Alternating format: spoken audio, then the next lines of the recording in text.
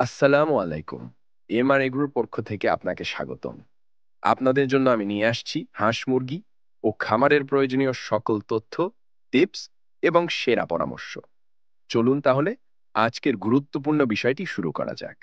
আজকে আমি দেশি মুরগির কৃমির প্রাকৃতিক ঔষধ সম্পর্কে আলোচনা করব। দেশি মুরগির কৃমি হলে মুরগি দুর্বল হয়ে পড়ে, কম খায়, ডিম কমে যায়। এটাই স্বাভাবিক। কিন্তু চাইলে খুব সহজ কিছু প্রাকৃতিক উপায়ে ঘরেই কৃমি নিয়ন্ত্রণ করা যায়।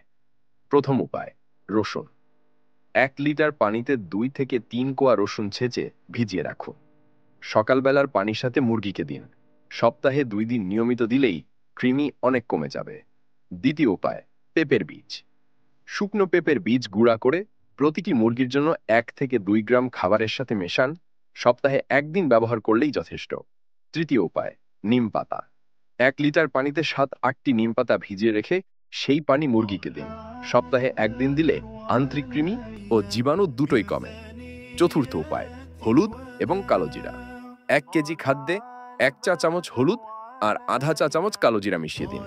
এটি মুরগির শরীর পরিশুদ্ধ রাখে এবং কৃমির উপদ্রব কমায়। আর পঞ্চম উপায়, অ্যাপেল সাইডার ভিনেগার।